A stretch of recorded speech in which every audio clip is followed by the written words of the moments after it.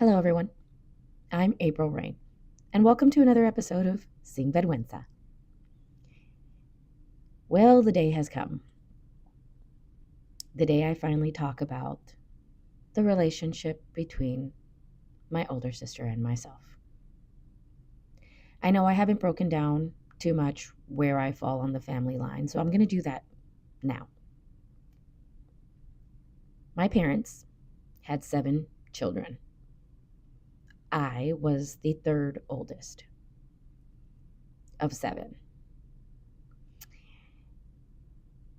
The dynamic inside the house was pretty chaotic a lot of the times because of the fact that there was 7 of us. A lot of things always got brushed under the rug or kind of flew under the radar, and I think that's a big reason why my oldest sister was able to get away with how she treated me growing up. This will be a 2-part, and I'm warning you now. This first part is going to focus a little bit on the dynamic that I had with her as a sibling, as a younger sister, and just as an individual trying to learn who I was. This will be more focused on my childhood.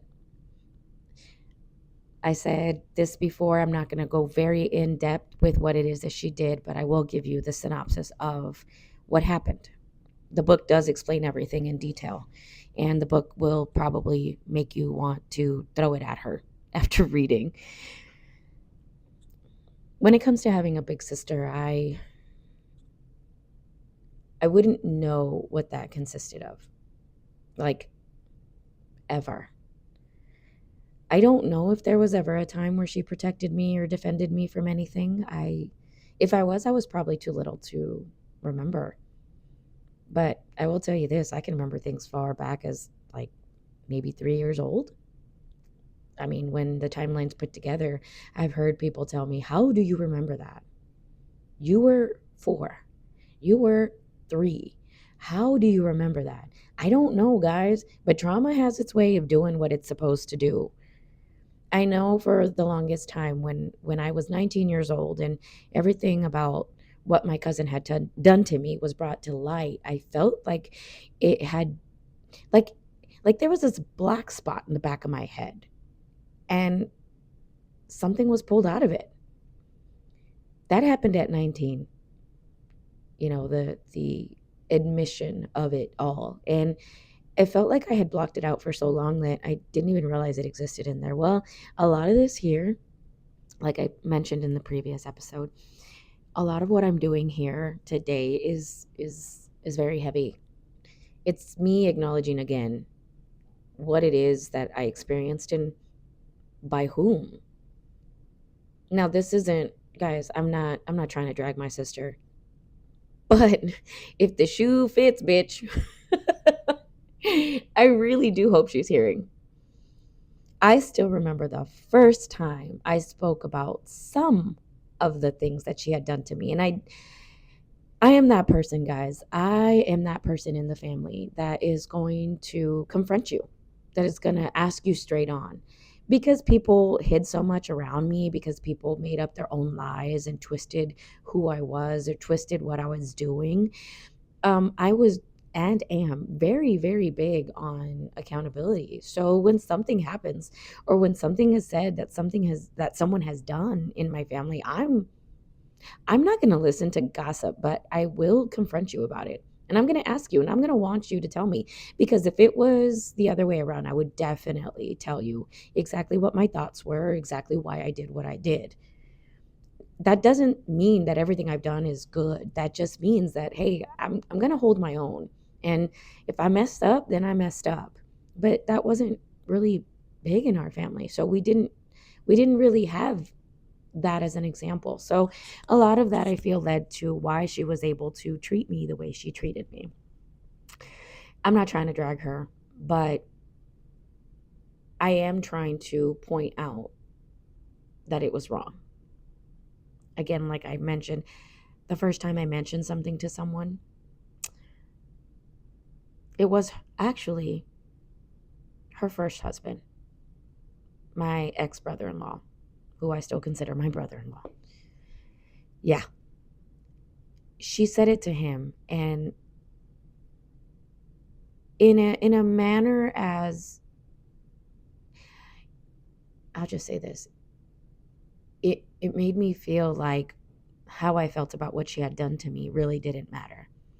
I was reminding her all the things in her face, but not in a, how do we say this? Not in a volatile way, not in an accusatory way, just bringing up memories of my childhood with her. And we're sitting across each other at her kitchen table in her home that she has with my brother-in-law and their children. And I'm like, yeah, you remember you did this? You remember you did this? Do you remember this? Do you remember doing this to me? It's like, I'm sitting there just looking at her with like the saddest puppy eyes, and she's laughing. And it wasn't until she told me that it was so hilarious to hear that I looked over at my brother-in-law, and my brother-in-law was pale. He had this look of disgust, and the next thing out of his mouth just floored me. I should have taken that as my cue, and this is years ago. This is, oh my God, so many years ago. And he looked at her and he said, um, why are you laughing? You're okay with what you did? And her simple response was, it wasn't that bad. And they continued a back and forth where he was adamant. He's the oldest sibling in his family. In his family, I mean, just like any other family, it's not perfect. There are always issues. But one thing that I always noticed about him was that he was a very overly protective oldest brother. And, I could see that he cared about his siblings. I could see that he loved his little brother, his little sister, regardless of their dynamic, regardless of the mother they had or the father or stepfather that they had. He was an older sibling. So I guess that's a big reason why the conversation came up. And we were, in conversation about being an older sibling. And he literally slept on the couch that night. He said he could not sleep near her because of how disgusted he was at her treatment, just in general, of her sibling. He couldn't understand it. And like I said, I probably should have taken my cue then that it was dangerous to be around her. Because here I am, an adult with children, already have had experiences with her being super abusive to me as an adult, and even more extremely abusive to me as a child, when all she should have done was protect me. And like, even just a tiny bit, and if she did, like I said, I don't remember. If there was pieces of that, I don't remember, and leave that to my trauma to forget all the good shit, right? Right. So I guess I'll just dissect a little bit about certain things that happened in my childhood with her. As you can assume, because of what I already expressed, yes, she was my biggest bully. Huge. You're talking about hair pulling, kicking, super abusive. Apparently that's normal with some Hispanic families. I fucking hated it. I hated it. I hated doing that, seeing that, experiencing that. I hate when children do that right now. And I get it. You probably have to slap your sibling around.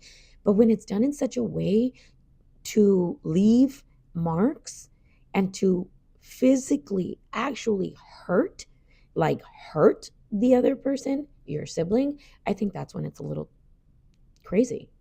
That's when it's probably traumatic. Like I've mentioned before, I've never really experienced a healthy family dynamic ever, ever. So I really don't know what's normal. I'm not, all I know is that that's probably shouldn't happen. She was the main source of bullying for me growing up.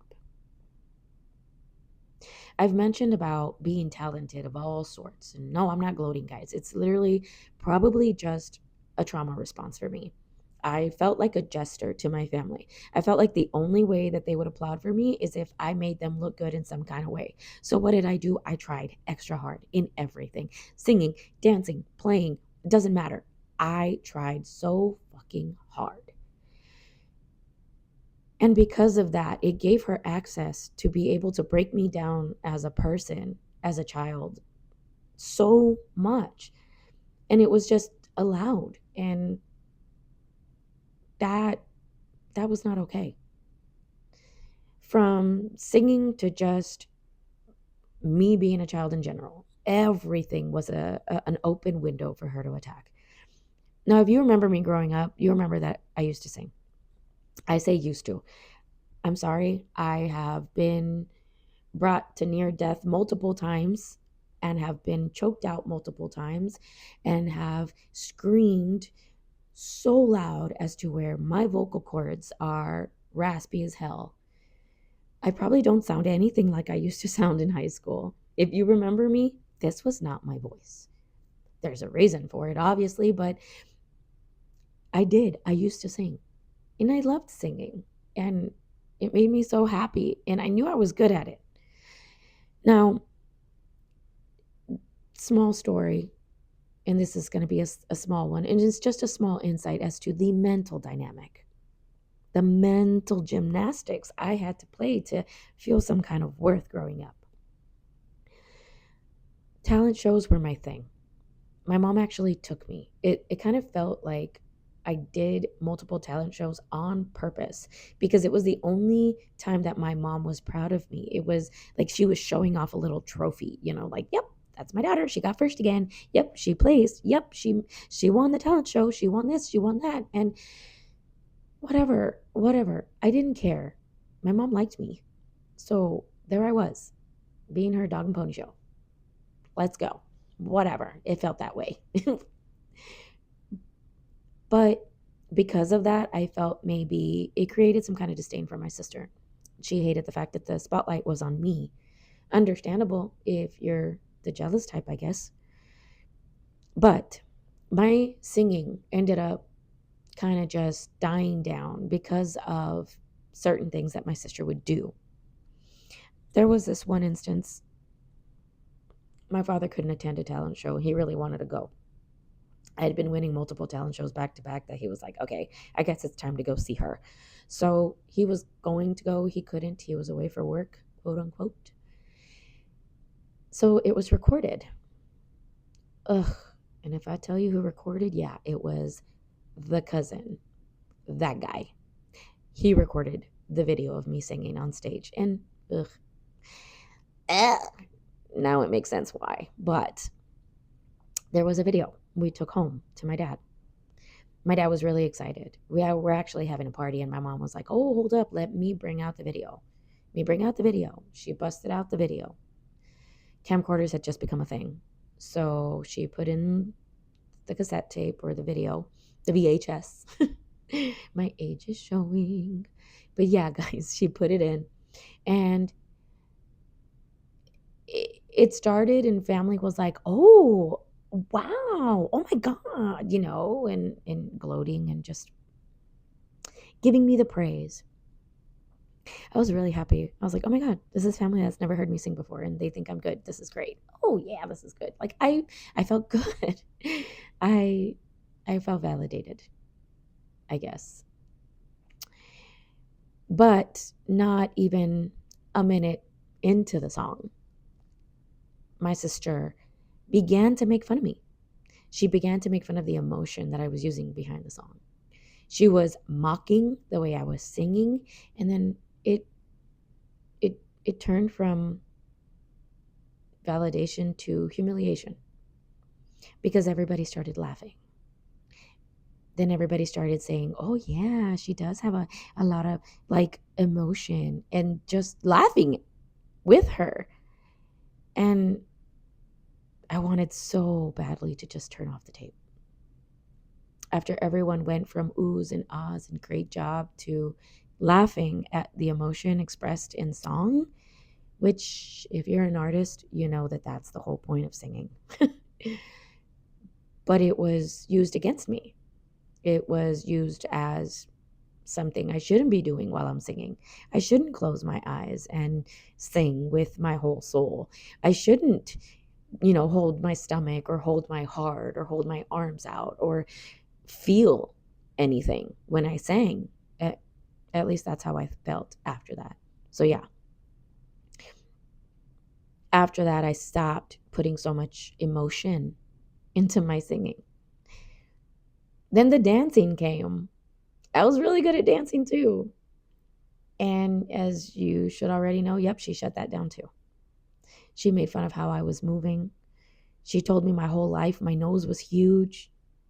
I was bug-eyed. I had a huge forehead. If I cried in any sense, she would pretend that the air was being sucked out of the room because my nose was ginormous. I don't even know if I was that ugly growing up, honestly, but I felt disgustingly ugly. She tore me down any way that she could, and I mean, it stuck with me forever. It stuck with me my whole life. She used things like blackmail. I had a lot of friends, and I had a lot of friends that were both male and female. She would use my male friend, who was a really good friend of mine. We were best friends, me, him, and another girl who I miss dearly. We were really good friends, and we kind of protected each other on the bus. We had a very long ride to school. We lived out in the country, and there was a lot of bullies on the bus, my sister being one of them. So we kind of created, like a guild and protected ourselves and each other from the bullies. And she used that. She used my male friendship against me since third grade to maybe about fifth grade when I stopped giving a shit. She would tell me that if I didn't wash her dishes when it was her, if I didn't wash the dishes when it was her turn, then she would blackmail me. She would tell dad that I had a boyfriend. I didn't have a boyfriend. I mean, eventually I did, but I didn't have one at the time. And she used it for a few years to have me do anything that she hated to do around the house. So, man, I hate washing dishes because of her. Ugh. I swear I would much rather throw out all the cutlery and get new ones instead of having to go in there and like scrub everything myself. No. I'd rather throw out all the china than have to do it myself. That's how long I washed dishes for. And I think I've mentioned this before. We took care of a lot of family. We always had a lot of family over. The house wasn't just 9 people. The house was about 16 sometimes. The house was almost 20, but the house was also big enough. The thing is that dishes were dishes. So when you think about it, dishes for 16 people, yeah. When you're 10, yeah, that's a bit much. It didn't matter. No one listened. No one paid attention. There was even a time, and I have to say this because even my kids think this is crazy. I still remember 8 years old. We're cutting out our own Valentine cards. We're making our own Valentines. We're writing them to all our special friends. I mean, this is back in the day when, you didn't necessarily have to go buy the Valentines with the lollipops in them. You made them at home. And that's what we were doing. I couldn't ask her for the scissors. She kept complaining. We're sitting on the bed making them together. We're supposed to be sharing the scissors. I don't know what happened. Halfway through it, I turned and asked for the scissors one more time. And out of nowhere, I felt a sharp pain in my knee. More to the side of my knee. We're sitting down crisscross, if you can assume. It's literally right by that side part of your knee. And I felt a sharp pain, and I look over, and she had used the scissors to stab me. Now, the scissors weren't huge. They were small medical grade scissors. I think we were just using whatever it is that we had. But they were sharp enough to stab me. I didn't know what to do. My older sister had just fucking stabbed me. I looked down at my leg. I pulled it out and started bleeding. My brother saw her. He came into the room and he literally grabbed her hair and kind of just, he didn't pull her off the bed, but he kind of just grabbed it and shook her and got mad at her.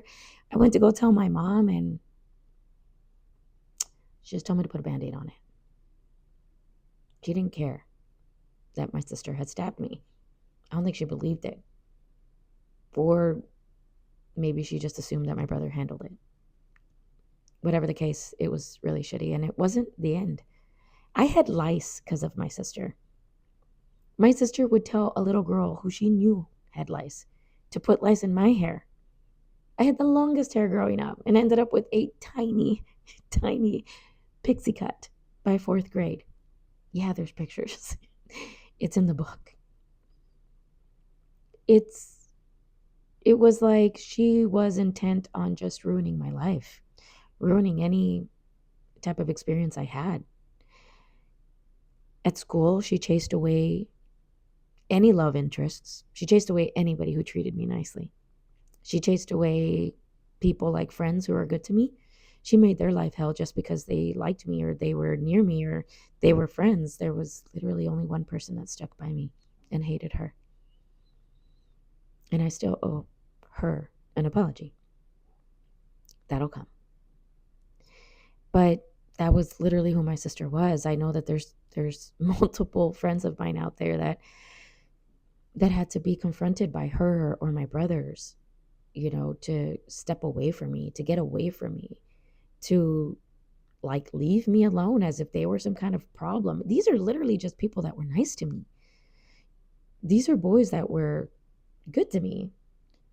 I had a boyfriend in 8th grade, and that's the one that they chased down, and they made his life hell because he really liked me.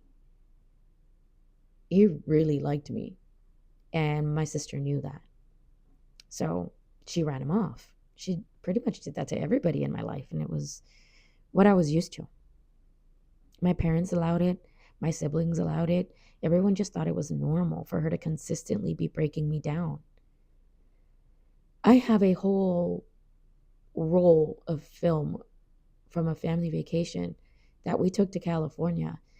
I am crying in every single photo of that vacation. Every single photo, almost. Just to give you an idea of how cast out I was, we spent 2 weeks in California, and it wasn't until we were about 16 hours away from our home, we drove, for them to realize that they hadn't grabbed my luggage and put it in the car. I wore my little brother's clothes for 2 weeks. Every single one of those pictures from our California vacation, I'm wearing someone else's clothing. Regular white tee undershirts with long shorts or jorts that go under my knee. It's the early 90s. Actually, no, I think it's the mid 90s. But no one really cared. So, I shouldn't have expected her to care, I guess. I took it into my own hands in 8th grade. I stopped letting them do what they wanted to do to me. I stopped allowing for them to have access to hurt me, I believe, in about 8th grade, I think. They still managed to be manipulative and do what they wanted with me. They did, because I didn't have a lot of protection, not even from my own family. Or my parents, I should say. They just continued to allow it. But it was more, let's just ignore it until it gets really bad, I guess. Well, now we're adults and nothing's changed. I still remember 8th grade and what it is that she attempted to do to me. She attempted to have access to what I would allow from people moving forward. And that is control. Control of what is done to me. I thought I had broken that cycle, but I think it was just merely a moment of let me stand up for myself. And I did. She had seen me with a boy. She had seen me with my boyfriend, a boyfriend that I got in 8th grade. He was great. He was funny and he was smart, and he always sent me love letters. He was a grade above me, so he wasn't in the same school anymore, and that's kind of where everything got tricky. He would come to visit every day after school, and he would bring me another love note, another letter of whatever it is that he wanted to tell me about his day or about his feelings. And It was really cute. It was great. It was, one of those things that you're in 8th grade. You're like, oh my God, I'm in love. No, it was just being treated very nicely. I wasn't in love. He was just treating me the way I was supposed to be treated. But he would come every day from the high school and walk down to see me before my bus got there. This is where it all went to shit. We stopped paying attention to the time that the bus would show up, because on that bus, my sister was peering. She was just there. And it just so happened that one day, I was so lucky this day, and yes, that's sarcasm, guys. Now, he decided to give me a kiss.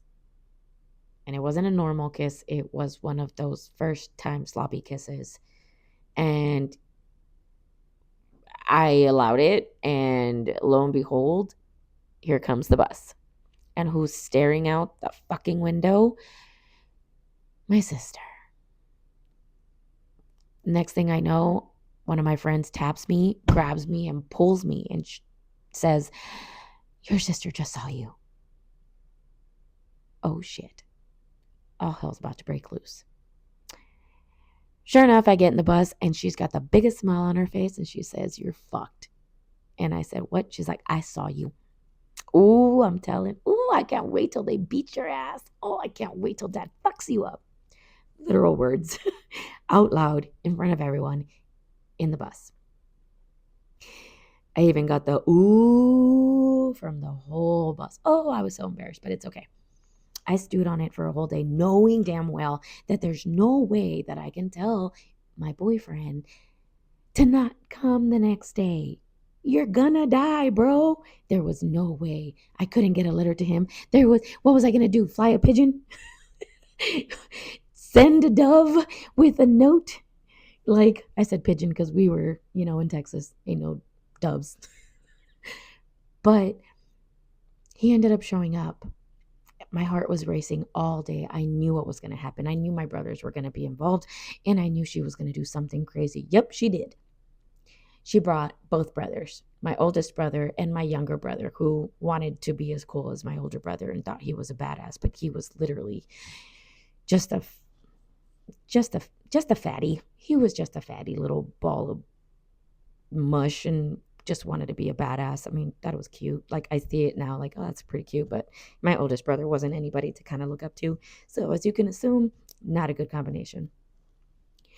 Next day comes around. She's not on the bus. She's in the car. I had no idea.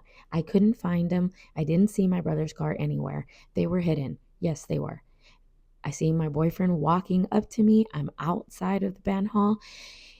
And before he can even get close enough, I start yelling for him to run. I didn't know what was going to happen. I just felt the need for safety. Run, go, get out, leave.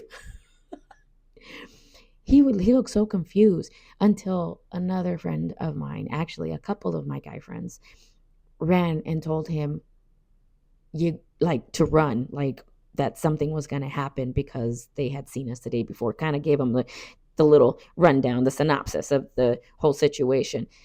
It felt like 100 seconds. It was probably like 30. Because everything was so slow yet so fast. I look off in the distance, and there they are. My oldest brother, my oldest sister, and my younger brother. All I hear is, I got her, you get him. And my youngest brother and my sister dart for my boyfriend, who starts running, gunning it back to safety. And I run into the band hall, thinking, nope, I'm inside. The teachers are here. Kids are all in the hallway. They're not going to do anything to me. He's not going to do anything to me. I'm okay. I'm safe. Boy, was I fucking wrong. My oldest brother ran in and darted for me, grabbed me by the hair, and pulled me out of that band hall by the hair and said I was in for it. They throw me into the car, and it's a 15-minute drive home.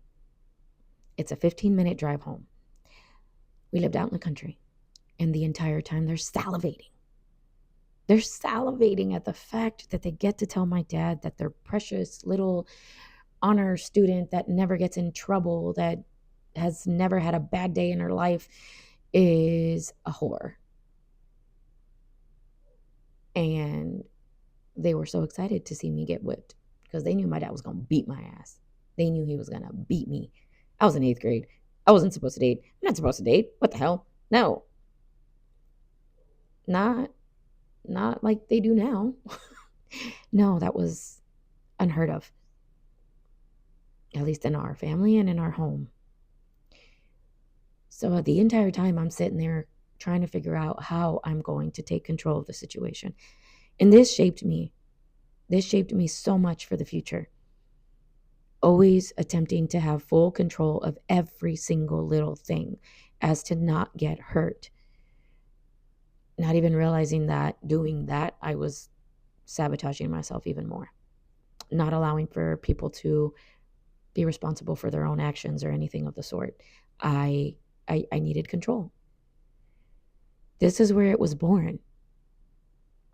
That 15-minute drive felt like an hour of them just waiting and making me purposely cry. They loved to watch me cry as much as they made fun of me for it. I think it was just a game. Who could make April cry first? We get home, and like impulse, I jump off the car, ran straight upstairs, and along the way, I grabbed my dad's belt, which is literally hanging on the side of the stairs, on the coat rack.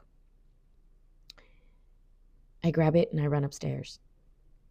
I don't even knock on my dad's door and just open it and say, "Here, I need you to whip me. I have a boyfriend." Those words exactly. The stunned look on my dad's face. He didn't know whether to believe me or check in with someone. He was like, "What? You what?" I said, "I have a boyfriend. Priscilla saw me kissing him. Here." And I handed him his belt. We walked downstairs, and the look on all my siblings' faces when I told them, I said, "I already told him." I I I, I was so excited. I was so excited to not give them that satisfaction of doing that to me. It was great, but it was also very traumatizing to have to be belted after that. And knowing that my dad didn't even know if he should. My dad looked at my mom and he's like, "I don't know if I should." I wish he would have gone with his instinct and known that I was trying to be accountable for myself. Had that gone a different way, I'm pretty sure, so would have the rest of my life. I talk a lot about accountability, and a lot of my life I hold myself accountable, but I don't necessarily tell myself to stop doing those things or stop doing certain things. At least I do now, but before I didn't. I never, instead of stepping back and be like, "Oh, my intuition says no," sometimes it's just like a self-sabotaging moment.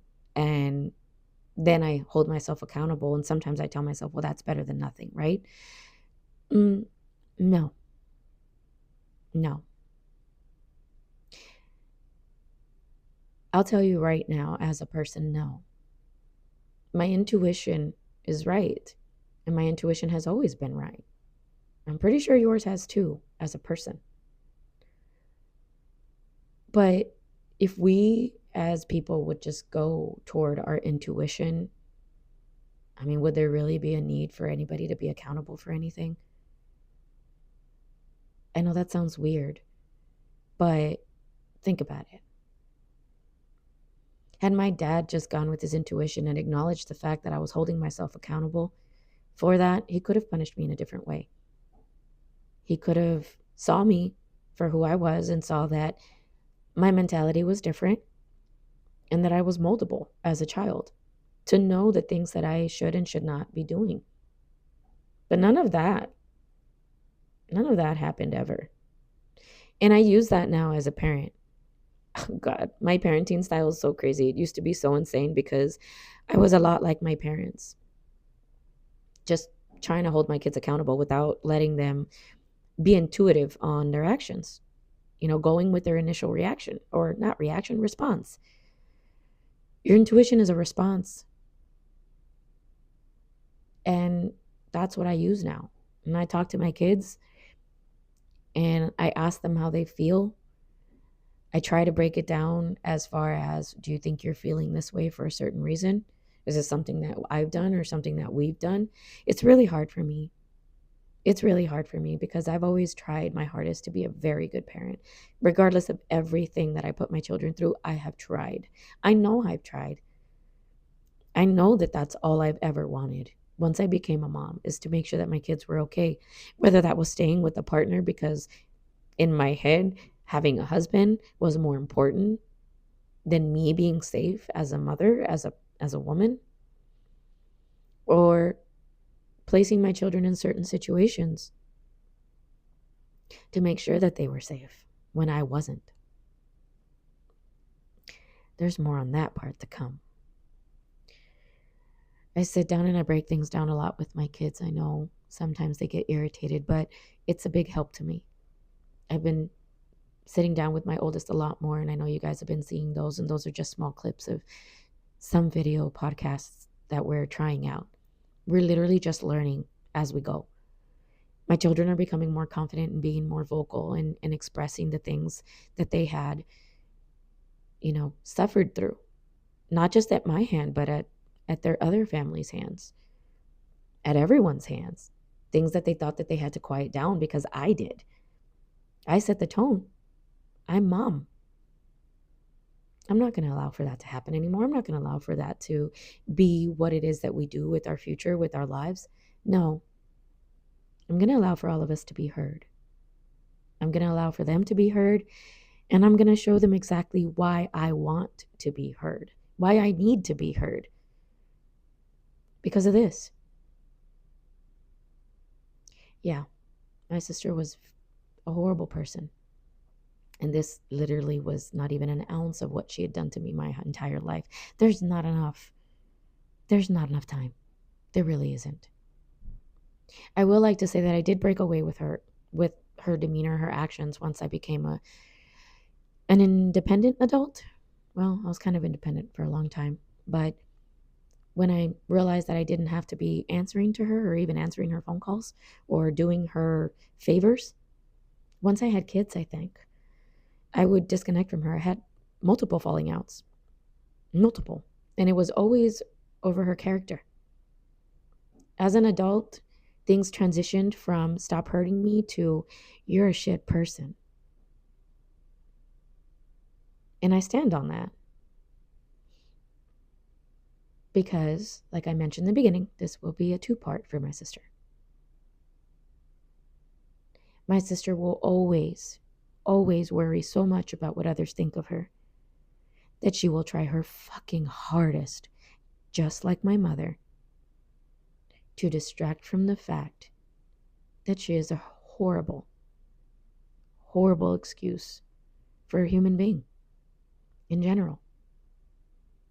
Regardless of the trauma that she's experienced, she's hurt a lot of people along the way, and there is no excuse.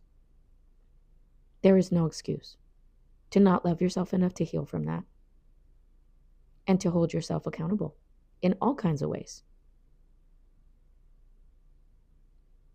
So when I mentioned that I broke away, I broke away. I broke away for good now.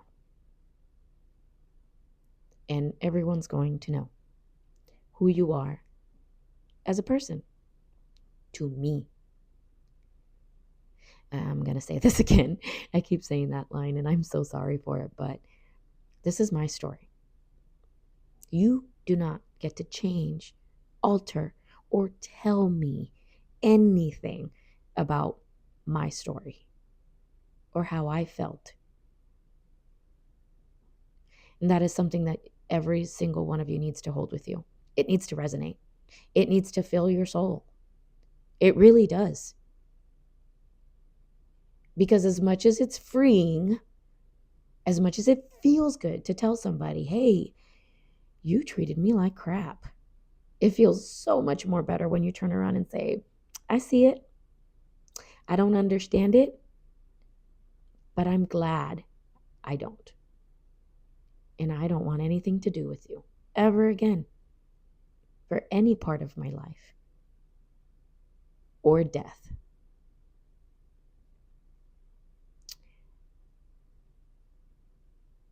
I hope this rant wasn't too long. I tried to keep it short, guys. But as you'll determine on your own with these facts that I'm giving you, the main source of my trauma came from the women in my life. The main source of who I thought I was came from all the women before me who thought that they themselves were trash. Because as an adult, that's the only way I can explain it. My mother couldn't acknowledge that she had somebody else that she probably loved, or that she just opened her legs a little too much and couldn't figure out who was whose baby. My sister did the same thing. So I'm going to assume it's because no one gave them the feeling of being important or being loved. And the only excuse I can make for them is that they saw me getting everything that they deserved. Just because I was who I was. Just because I didn't care what anybody thought about me, and because I tried to love everyone from a certain place. And that's my heart. Part 2, next week. You'll get to hear a little bit about what she's done in my adulthood to myself and my children. And I do have to say it out loud because my mom is intertwined in all of this. And she continues to hold her crown up as though she's never hurt any of her children a day in her life. I wish my siblings would all come together. I wish my siblings would wake up. I wish everybody would acknowledge their abuse and acknowledge what it is that she did to their mentality. But I think that they were just so far into it and so involved and so loved by her that they never will. Not me, though. Until next time, this is April Rain, signing out.